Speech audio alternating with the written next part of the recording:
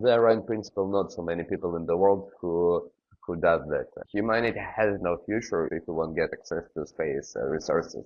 It's super important to establish permanent presence on the moon as soon as possible, because obviously it's relatively close to Earth. It takes around 3 days to get there if we take a short route. Basically, you can just, pay to a company and say, hey, I want to deliver that stuff to them, so please do it for me.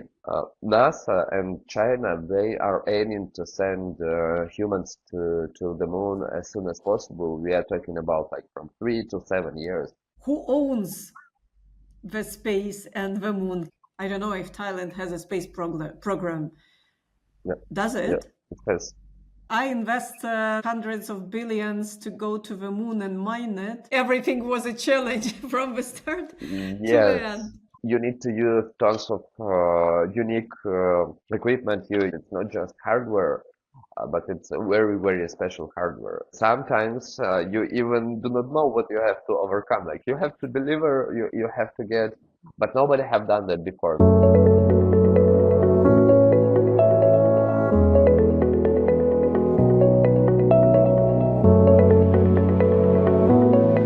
Hey everyone, that's Renegade Science Podcast and your host, Marie Nicuya. In this podcast, I meet scientists and entrepreneurs that are developing groundbreaking technologies that do not fit in the box of traditional science. I ask them about their work and areas of expertise. And of course, come with all my burning and stupid questions, the most important of which is, how do we build a great future powered by tech? Don't forget to subscribe to our YouTube channel and social media. Dreams of colonizing space were extremely popular in 1960s, but later it seemed like humanity decided to focus its efforts on Earth, although the progress in the area of space exploration never stopped. Previously, space projects were funded almost solely by governments, but in the last decades we see the rise of space startups, spearheaded by Elon Musk and his venture SpaceX.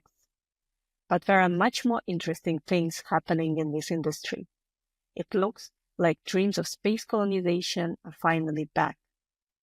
Today, I meet space engineer Rod Mamin, who previously designed robots for the Lunar missions and in the last 2 years is working on his startup Lunco. This project aims to democratize space by offering an open source software that allows to plan lunar missions. Rod also recently launched a web-free space for space professionals called Hyperspace, and the space program of Liberland. Hi, Rod. Hey, Thank you for being here. yeah, thank you so much for inviting. Yeah, I think it's a very valuable opportunity to talk to a space professional. And I would like to start with your personal story. I know that you are originally a software engineer. So how it happened that you transitioned into space? Well, when I was 7 years old, I seen a Mario video game, and after since seven, I wanted to become a software engineer. Then, many years later, I graduated from university with a master's degree in software and computer science, and I realized that one of my goals were achieved. So I started to look for the next goal, for the next step, and I've been thinking a lot. So I had kind of like a list of things that it's not like profession, my dedication should have. And after all, space turned out that space exploration is the most interesting thing for me, because uh, by default it's international.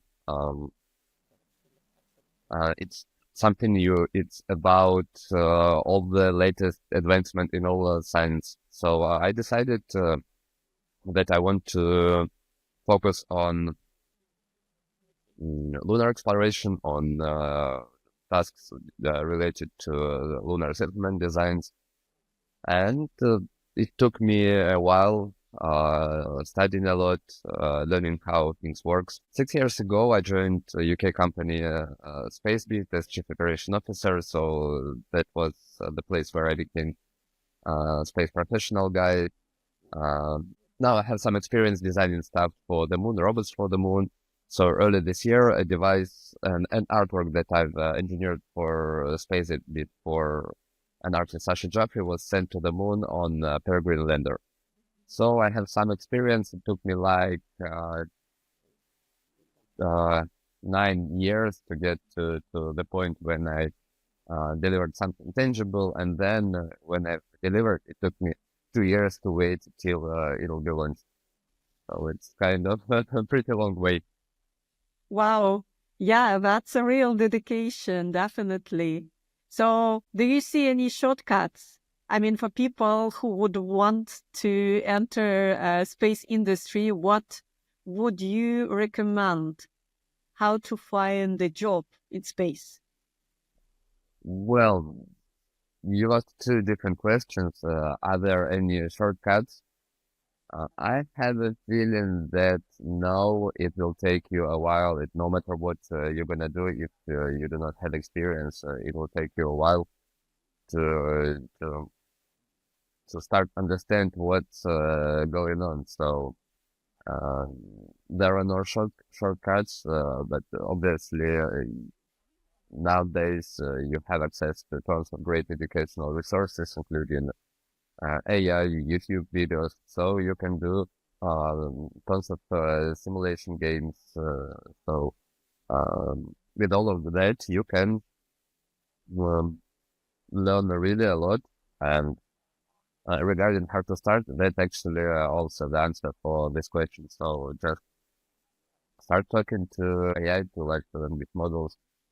Basically, I suggest to start with the prompt, something like, and there you describe your experience.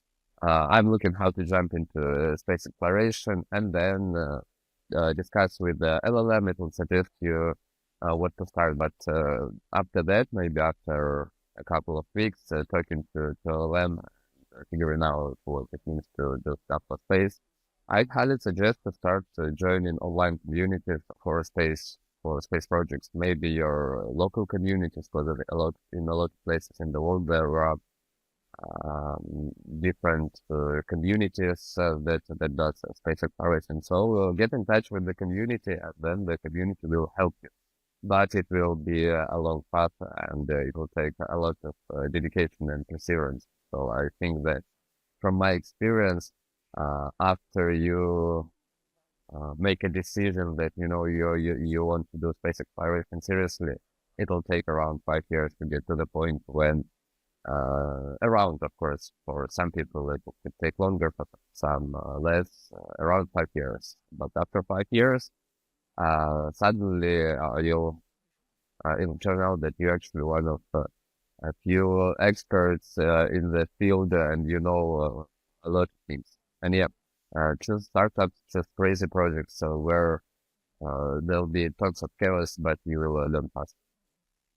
So LLM communities, find a project where you can deliver something tangible. A crazy project. Yeah. We are lucky to live in the world of in the era of internet, because nowadays it's actually not so hard to find such people online. They think that I'm a space engineer and I'm really deep in Web3. So my idea is to combine two worlds and use the best from Web3 to optimize space missions. And there are in principle not so many people in the world who does that, and it takes me tons of efforts finding the right people, but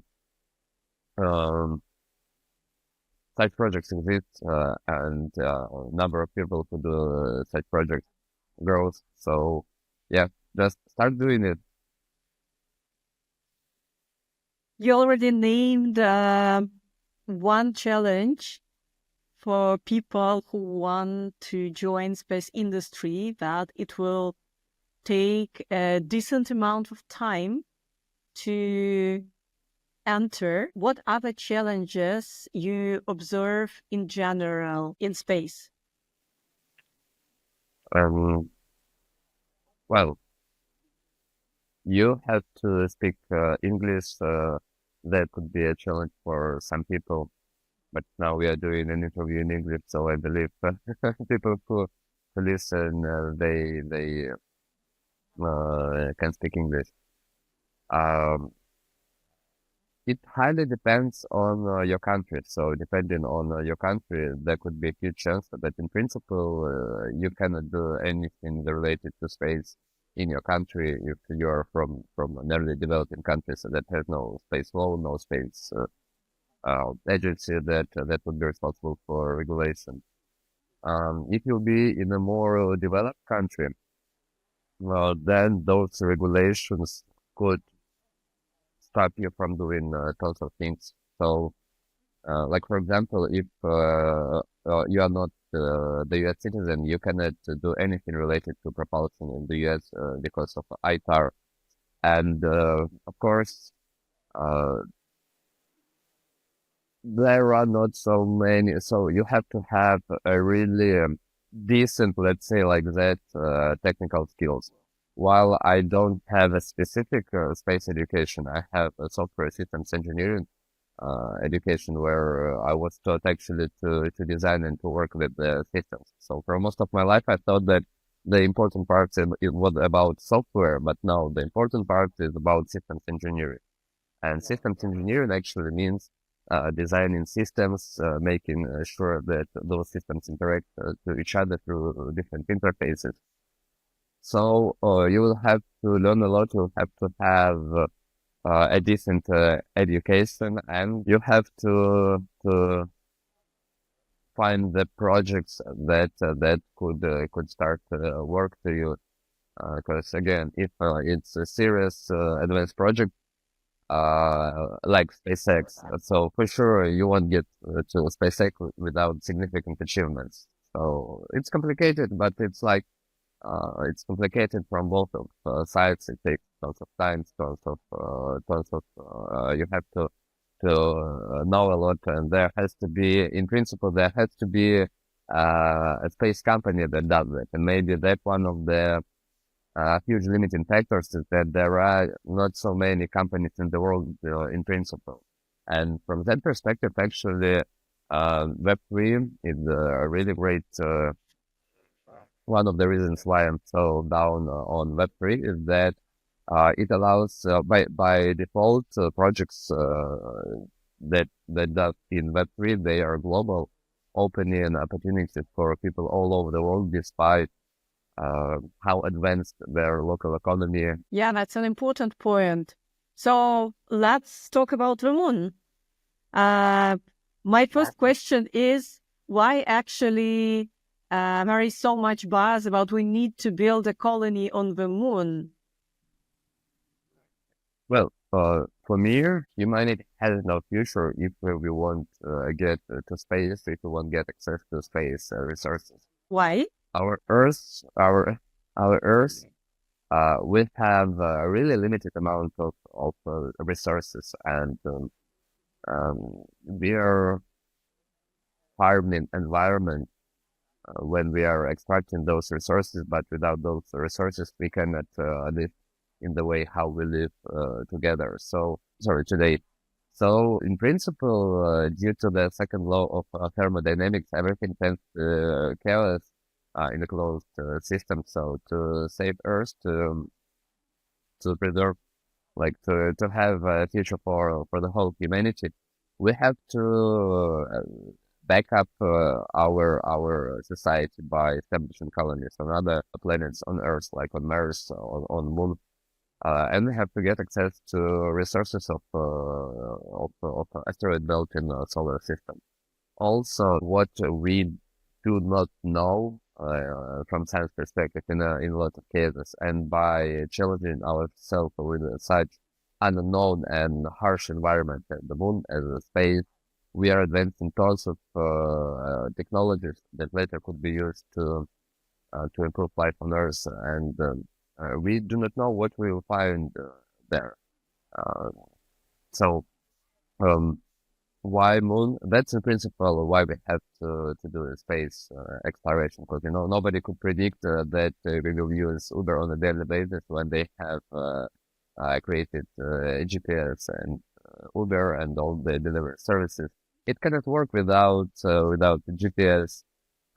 So moon, it's a gateway from my perspective. I think that it's super important to establish permanent presence on the moon as soon as possible, because obviously it's relatively close to Earth. It takes around 3 days to get there if we take a shuttle. It's pretty big. There is gravity, like 1/6 of Earth, yet it makes things much more familiar to Earth,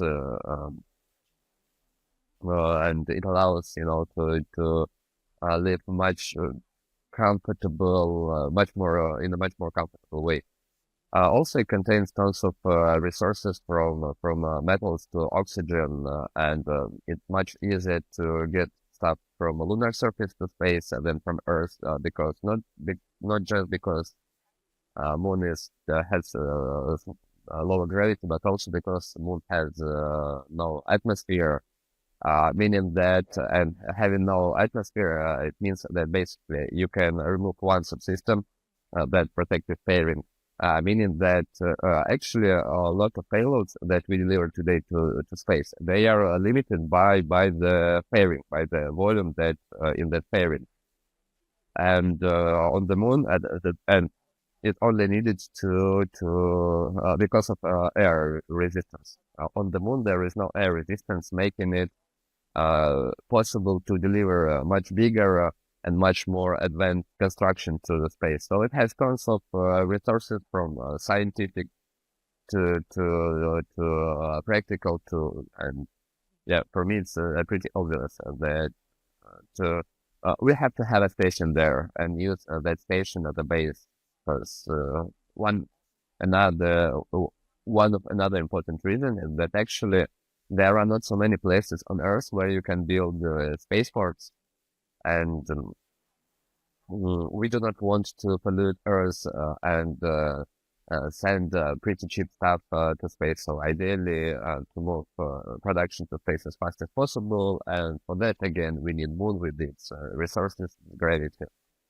So that's why I decided to focus on the moon.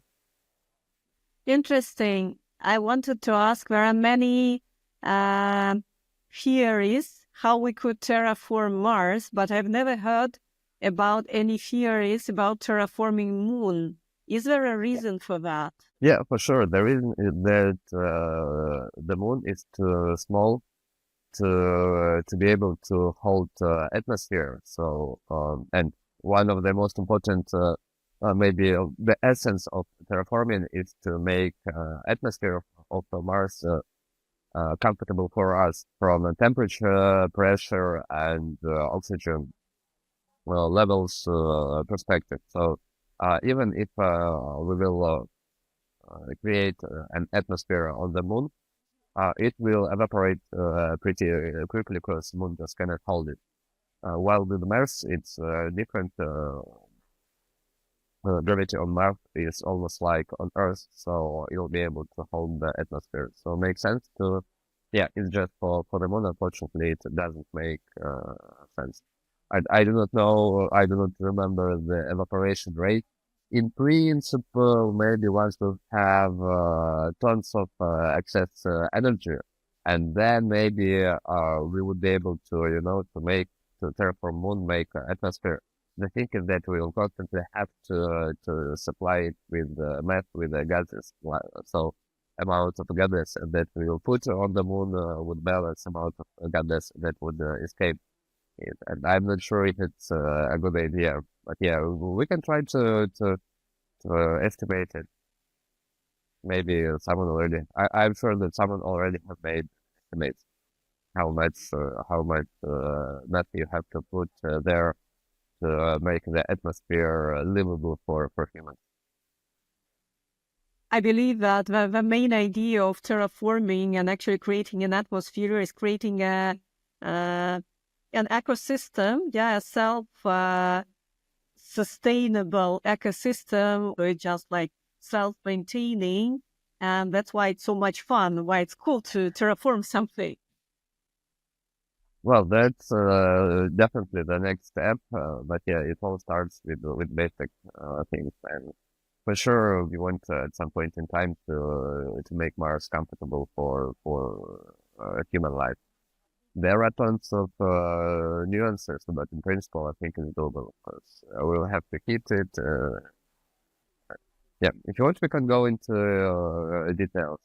But I believe we are like uh, 50 to 100 years till we will actually be able to start doing that. Anyway, first we need to build something on the moon. Do we have already any projects to really build a colony? So it's a complicated question, complicated in a sense. The first project appeared more than 50 years ago, the first plans. And there are tons of ideas, approaches, both for the whole lunar colony and for separate subsystems. So tons of people work on different parts of the mission. Maybe the most important things that are happening. First of all, starting from this year, early this year, the first commercial company have mostly successfully landed on the moon. Meaning basically you can just, pay to a company and say, hey, I want to deliver that stuff to the moon, so please do it for me. It's expensive. Nowadays it costs around 1.2 million per kilo to deliver something to their lunar surface. But it's doable. A couple of years ago, you won't be able to buy that. It's such a service. You would have to actually create your whole lander that would took you many years. So we entered the stage when,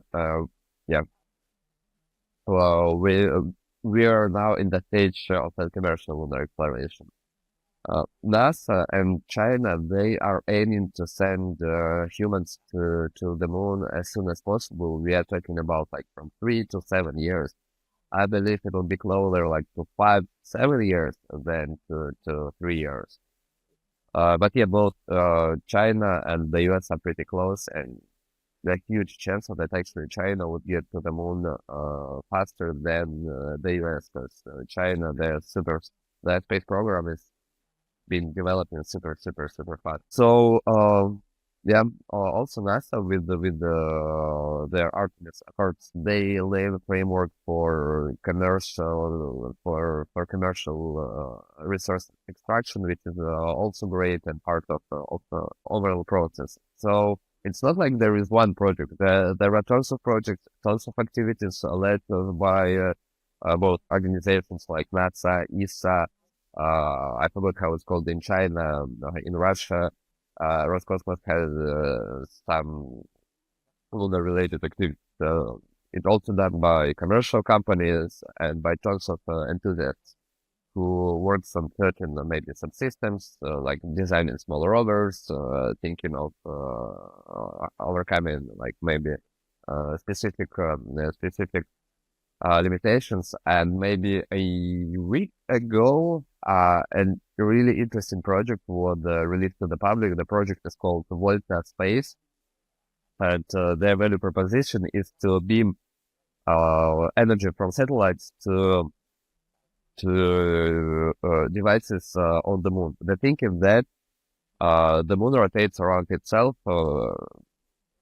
It takes it 28 Earth days. That is so-called lunar day, and meaning that for 14 Earth days, it's cold, and like where your mission, there is no sun, meaning that and temperature could drop up to minus 170 feet. So you need to have tons of energy to survive lunar night. And Volta Space, they proposed the idea to use satellites, so those satellites would beam and would beam energy from orbit to surface. So it's kind of like a solar power station in space applied for lunar exploration. There are tons of projects that works on lunar navigation and communication constellations. So to summarize, yes, there are plans, and the most important, there are tons of activities that is going on right now, and that must be done because too many nuances. And the thing is that uh, there is an organization so-called the LSIG, Lunar Settlement Innovation Consortium. It's an organization that acts at the middleman between NASA Artemis and all commercial and private companies, and they're organizing webinars, regular webinars, maybe 2 webinars per month or something like that, where they discuss certain aspects of exploring the moon. In most cases, I'm occasionally attending those webinars, and in most cases, people are discussing interfaces, how to, like what standards to use, how to connect things together, electrical to logical, what commands to send, and things like that. So we have a technology to get to the moon. Now the question is to get to the point when we have the process that allows us to get there reliable and at a decent cost.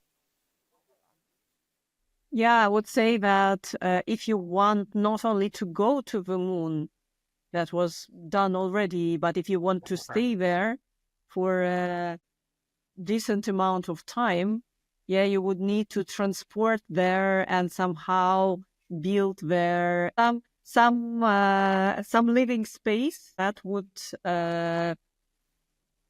be a place for a team to live, to research, and so on and so forth.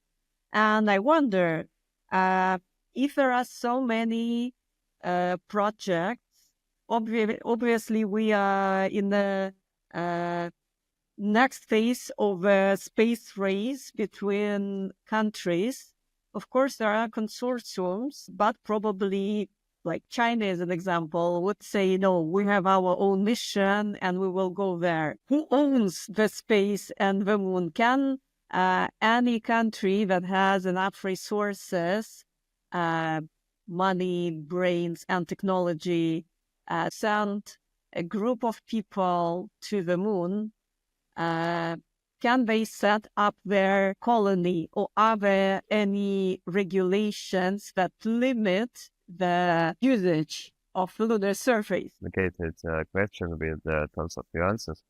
There is a so-called outer space treaty that is signed by most countries in the world and by all the countries, all the advanced countries that has capability to send things into space. According to outer space treaty, no state can own anything in outer space. There are tons of debates what it means. So basically, if you have extracted resources and brought them to Earth, so who owns those resources? Your, or is it public? Public, and the space is defined as the public goods. Should it belong to public? Nowadays, Luxembourg and US and all the countries that have signed Artemis Accords, they agree that states cannot own, they cannot claim territory on the moon. There cannot be a sovereign territory on the moon, but companies who would extract resources, they would own those resources, and also according to Artemis Accords, there'll be a protective territory around sites that other entities cannot enter. So it's not like sovereign territory, but that's a territory. It's not like a territory would belong to those who would get there first. but they would have an exclusive rights to use a certain territory. However, not every country has signed the Open Space Treaty, and in principle, in theory, you can register. You can use those countries and don't worry about the Outer Space Treaty. But after all, it all ties to the fact: do you have enough resources to get there? Because you'll have to have the whole supply chain, manufacturing rocket, spaceport, etc., etc., etc. So for sure, those who would have those capabilities, they'll dictate how to use it. So no matter what, those who do not have those capabilities would think, those who would get those resources, for sure they would use it. So it's complicated. It's not that simple. Yesterday, I've read an idea about renting the surface of the moon. So the idea was that countries that go there and use moon surface, they should pay some fee to other countries that do not do that. Although, again, it's a complex issue. I mean, maybe some country, I don't know, Thailand. I don't know if Thailand has a space program. Yeah. Does it? Yeah, it has.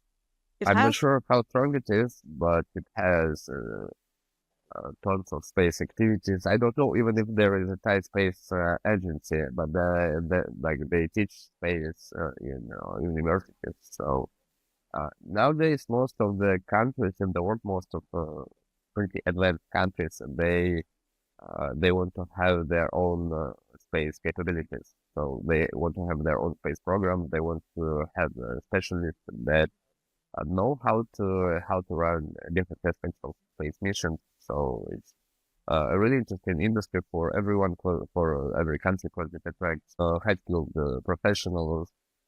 It's a high-tech industry with a huge potential. So I don't know much about Thai space program, but I know for sure that it's here, and the question of just the question of time when it'll become super popular and professionally high demand from all the states. And regarding sharing some profits, it's complicated. So I don't have an answer how it has to be done. We are at so early technical stages that now it's mostly about engineering. And I have a feeling that there has to be kind of taxation, but that taxation has to be maybe a portion of resources have to be dedicated to sustaining and advancing space exploration by itself, and not by giving the funds or resources directly to countries, but mostly like educating those countries and helping those countries to build capabilities to get space resources as well. So something like that. Yeah, because I would argue, like, I invested, I don't know, like hundreds of billions to go to the moon and mine it. So why should I give these resources that I extracted thanks to my huge investment to somebody who didn't do anything? What do you think about startups that plan to mine asteroids like Astroforge? I find this idea quite fascinating. We as humanity has successfully conducted at least 2 missions that delivered some materials from asteroids. One of the missions was the Japanese Hayabusa 2 mission. Another one was the American NASA mission. I do not remember the name of the mission. Those missions delivered like grams of material from asteroids. Another mission, like maybe hundreds of grams. It's not much, but from a certain perspective, that's actually asteroid mining. We have extracted some resources, we delivered it here. So technically, it's possible, it's doable Now the question is to get to the point when the technology, when the whole system is decent to make it economically viable. So the question it's the question of time when it will happen. And yeah, I wish luck to those companies who are doing that. It looks like space industry is in bloom right now. What is your opinion? Why in 1960s we had also a space boom. Everybody wanted to go to space. Every kid wanted to be an astronaut. Then it looked like humanity, like the general public, was not that much interested in space colonization. Why do you think now we see this new renaissance of space exploration? Because of technology, in the 60s it was something new and completely novel, and the USSR and the US, they've been like racing. There was the space race, and humongous amount of resources have been poured into that. At some point in time, Apollo, I don't know, 2.5% of GDP yearly for 10 years, compared to nowadays it's something like zero. After Americans reach the moon, in a sense, space race in that form ended, and industry moved to a new stage when we, in a sense, been waiting and developing tons of technologies, like in material science, computer science. Now we have much better computers systems. We have internet, so it was just too expensive at that point in time, and we had to wait till we get better technology to make it more accessible for broader audience, less expensive, and requiring less resources. Yeah, and essentially, probably that's why now we see companies in commercial space industry, startups, and not only governments that pay for rockets from the budget. Well, the thing is that still most of funds that goes into space comes from governments, especially with fundamental things like building new telescopes. After mostly commercial space mostly lies in the field of Earth observation data and processing data that we received from space, like for agriculture and things like that. But here, more and more companies start to experiment with new ways, with new models of how to do space exploration sustainable. So, yep.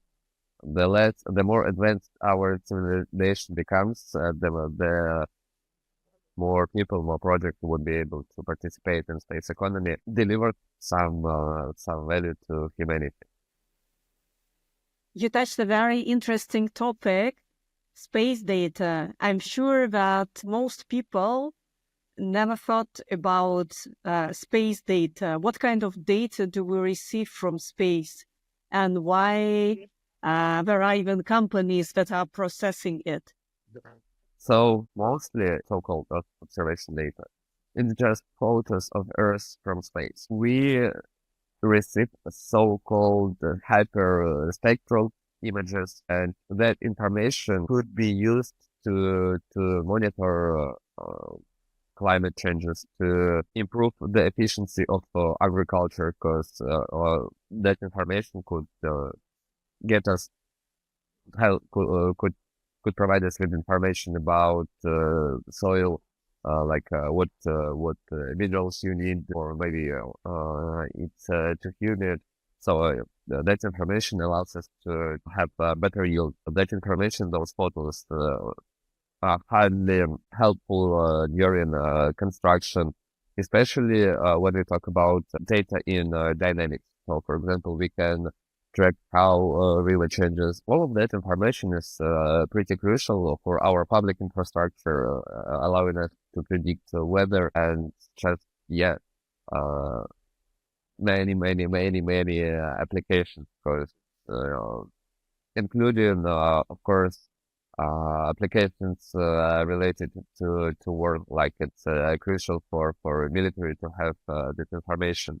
Also, there are radio images that provide that take, so like it's not like a photo, but it's almost like a photo that provides tons of additional information that even can penetrate our Earth and get some underground information under certain circumstances. Like for example, we can measure the thickness of ice using radio waves, and that information could be used to track how much water in Antarctica, in Arctica, and how fast it loses ice shield. So tons and tons of applications. I believe it will take us a couple of hours to go into details and highlighting all the possible nitty-gritty applications of Earth observation data. It looks like there is definitely a need for many companies that can help with extracting insights from this data and to use them for the general improvement of our environment, business, and society. And previously you talked about cosmodromes, spaceports, and you said that best places for spaceports on Earth are already taken. So what do you need precisely to build a spaceport? So you want to launch rockets to East, and you want to launch rockets close from somewhere close to equator, because it rotates around itself, and by sending rockets to space from equator, you can get additional speed. I think like 10%. It said like 10% of fuel or so, but I need to double check. You want to be close to equator. That in principle limits locations. And then you will want to launch your rocket in most cases to East. So there has to be a huge zone to the east that could be used, where there are nothing, because the rocket could fall accidentally. You need to have logistics. There has to be roads to Spaceport, or it has to be on the ocean to be able to deliver rockets. There has to be enough space, electricity to build assembling facility. Government has to be pretty sustainable, because, for example, there are a lot of great places in Africa. Fortunately, there are no governments, and there are no states, and it's too far away from most of facilities in the world. And when you combine all of that, it turns out that unfortunately there are not so many places where you can do that. One of the alternatives is to use a so-called sea launch, but it has tons of disadvantages. Basically, with the sea launch, you have tons of limitations. You still have to have facilities on the ground and deal with all the logistics. And with the sea launch, you can't, well, at least not with the existing level of technology, you cannot launch huge rockets, so you can launch pretty small payloads. So yeah, spaceport takes tons of space, not just the exact spaceport, but all the fields. I forgot how it's called, where rockets fall. It takes tons of resources like electricity, people, because it's basically a small city where people, where engineers who operate has to live. And unfortunately, yeah, from that perspective, a lot of places have already been taken. We definitely need to go to the moon. So how does the preparation for a typical lunar mission looks like? Are we talking about a robotic mission or a human mission? Let's take both. So I know about robotic mission. in principle. And about human missions, actually, nobody knows for sure, except Americans, but they've lost that knowledge, of course. Now we are kind of recreating that knowledge. So if you want to do human exploration space program, you have to become an astronaut. You have to apply. Sometimes there are opportunities, and I'm not sure about and then they will teach you what to do. So I'm not so. I know about robots. So with the robots, that looks slightly, especially like commercial robots, robotic mission. So you have to get to your mission, to the idea. You have somehow to get enough funds. So once you have funds, once you're ready to do that, once you have the idea, you just send a so-called RFI, or request for information to existing companies that provide such services. Briefly describing your idea and saying that, hey guys, I want to have a mission. Also, well, all of the companies that provide such services, they have a public document that is called payload user guide. So you can download that document, and it's a pretty small, like maybe 20-40 pages document that explains how they are doing the mission from a higher level, like all the interfaces, timelines. So yeah, well, you should definitely check this payload user guide. Then once you're ready, then you briefly discuss with them your idea, and if they approve that it's in principle doable, then you sign a contract, make the payment, and then you start developing your mission together. It will take a couple of years, so you'll have to. They will provide after the deal tons of documents, like documents that would contain information about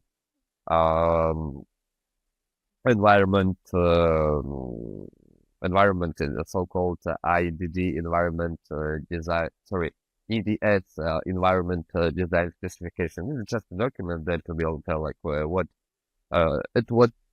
what environmental conditions would be at each state, like what pressure, what vibration, radiation, things like that.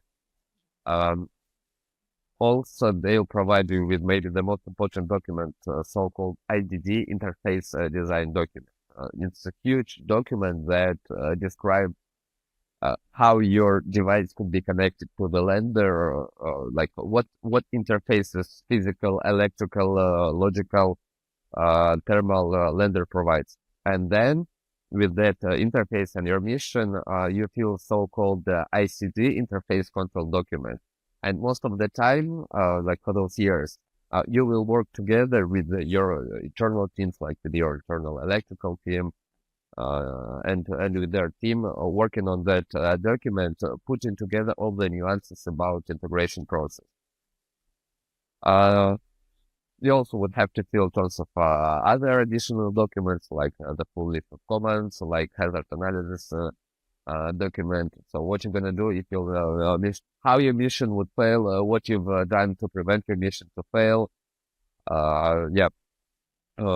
You do at that time tons of like iterations, development. At some point in time, when you are ready, when like all the documents are ready, you have like a green light, you start doing tests. So they provide a list of testing according to different standards, like vibration testing, thermal vacuum camera testing, electromagnetic compatibility testing.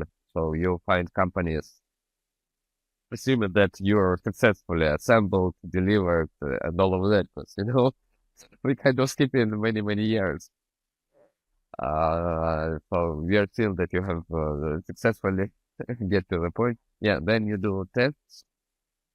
You also those tests to companies who know how to do that, and then you deliver your device with all the tests to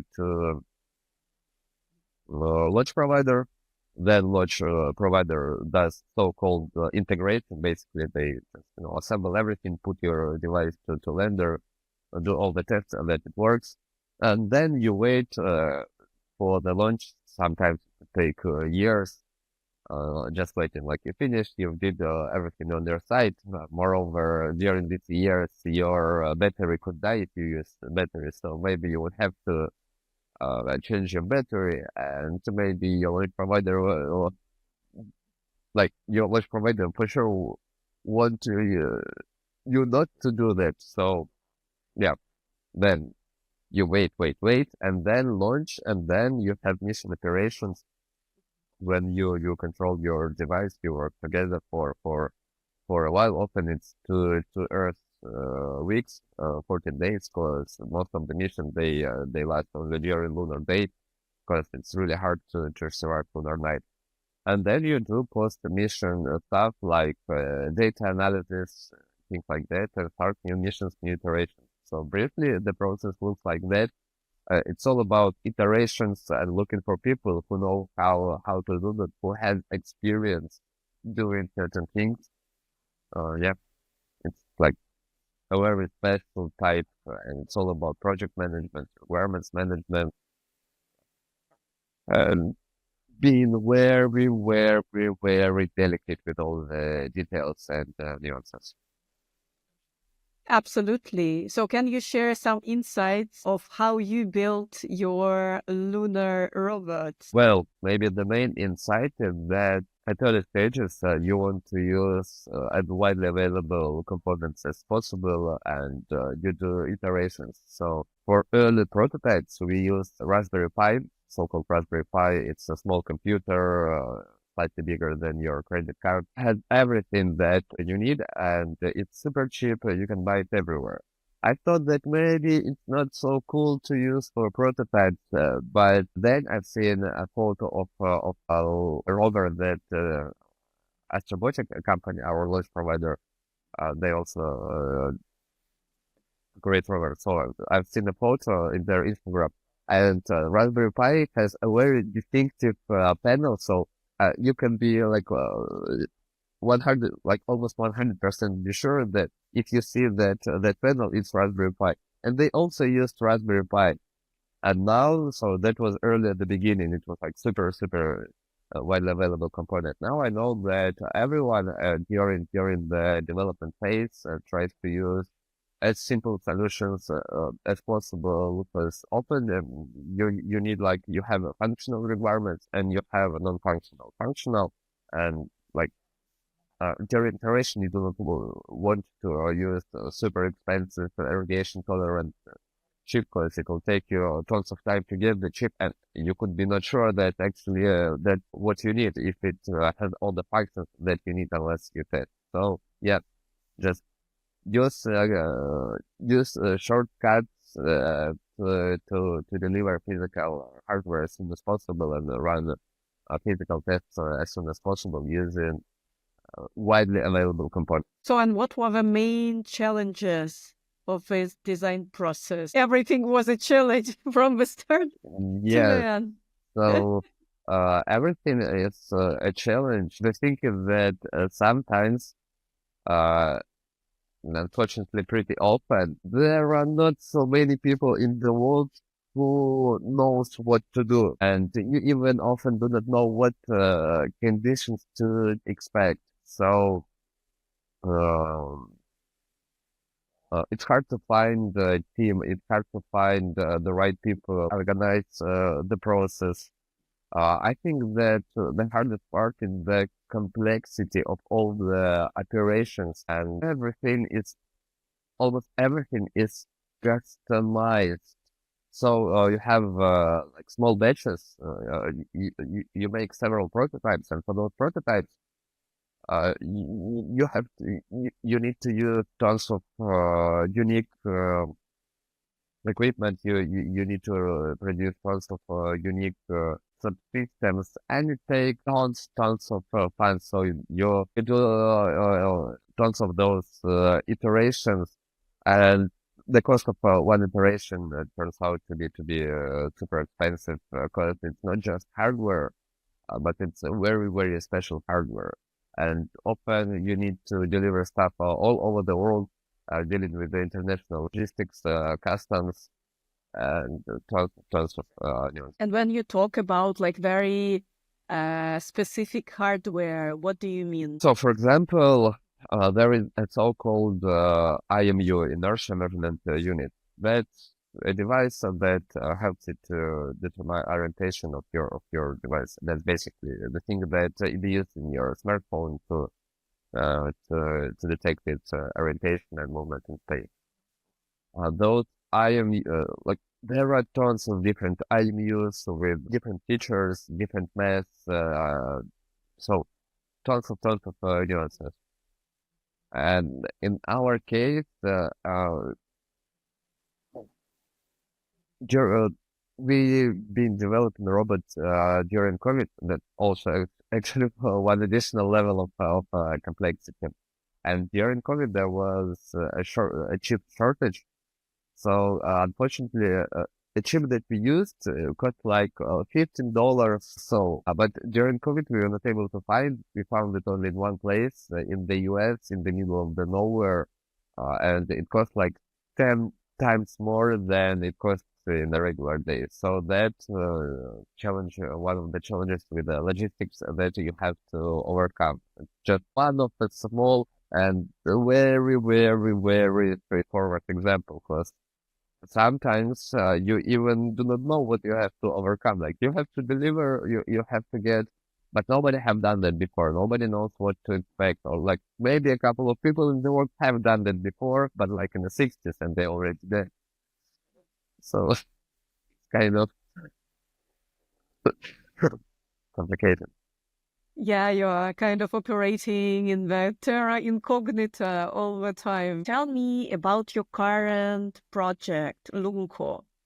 Why did you decide to start it? So Lunco is a collaborative platform for space missions design. It's kind of like a very special collaborative CAD model for space engineers. The reason why I decided to do that is that, well, I came to the idea actually when I decided to do space exploration. I came to the idea of building open source lunar base. It was 11 years ago, but at that point in time, I had not enough experience to actually start doing that. And it took me 9 years to get to the point when I have when I started to understand the industry good enough to start developing that tool that would help to lower the cost of space missions. So the thing is that significant part of space exploration, it's all about requirements management. It's all about having interactive simulations, tests, and running different scenarios, figuring out how what could go wrong and preventing those things by design.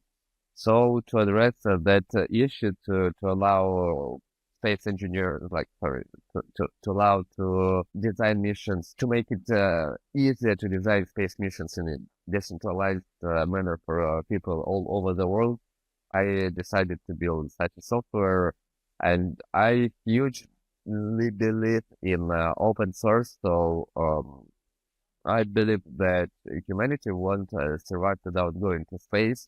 So we have to invest more resources into space exploration. We have to create more jobs for space people all over the world, including in places where there are no basically infrastructure, but smart people who can do that. So yeah, that's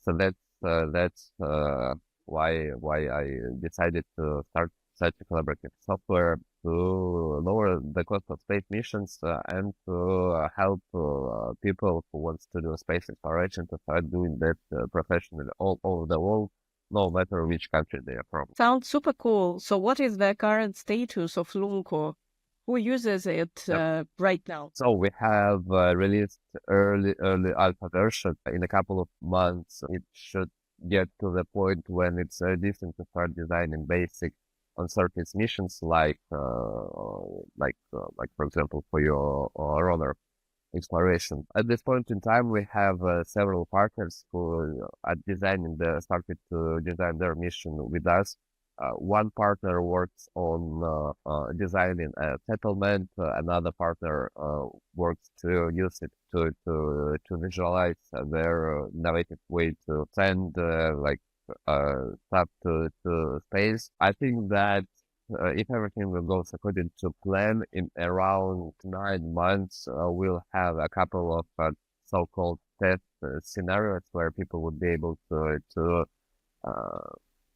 interact partners, the projects, and adjusting and playing with the different parameters, figuring out what they actually delivering with their project. So, and what are your future plans after that for Lunco? How would you want to, where would you want to see this project in, let's say, 5 or 10 years? Yep.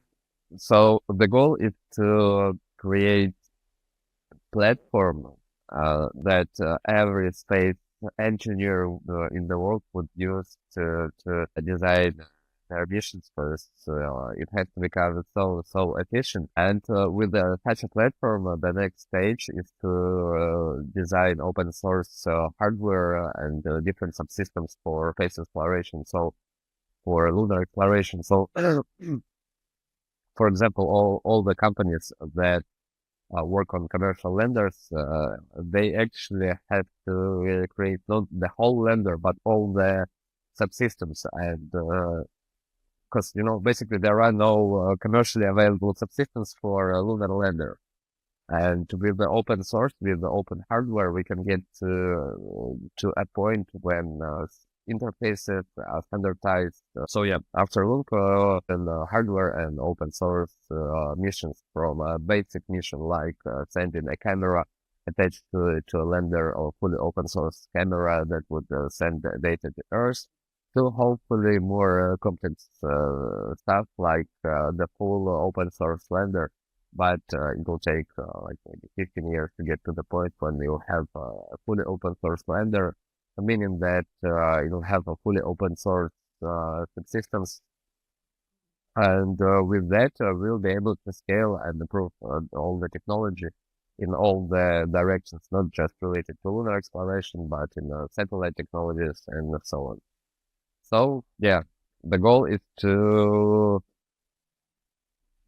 provide open source solutions for all the stages of space missions, including hardware. That's a noble goal. I know that you also recently launched a Web3 project for space professionals called Space. Can you tell me a little bit more about that? Yep.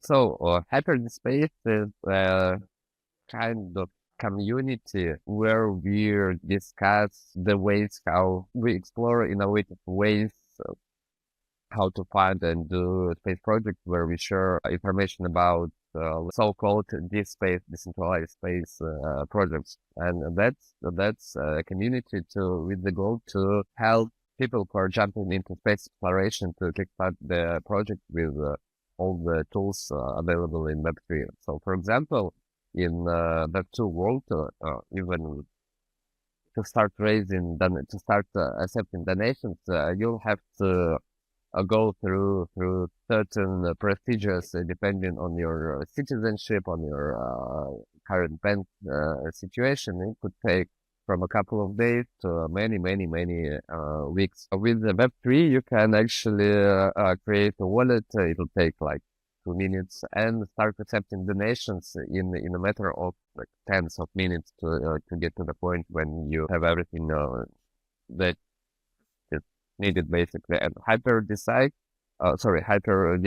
is about sharing such opportunities that we have in Web3, with a focus on space professionals, meaning explaining the ideas in terms that space professionals get used. Cool. Amazing. Thank you so much.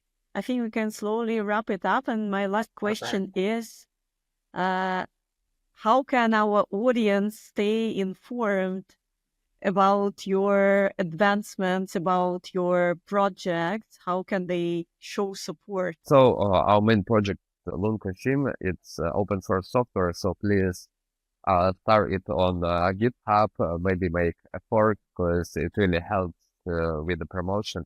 Join our Discord and follow us on X and LinkedIn. So yeah, we regularly post updates on X, like maybe daily basis or like maybe several times a week. A couple of major updates on LinkedIn, and always welcome to have a real-time conversation on our Discord. So maybe Perfect. Discord is the best place to start. Everybody goes to Lunco's Discord. Rod, Yeah. thank you so much. Yeah, that's been a Thank you. pleasure.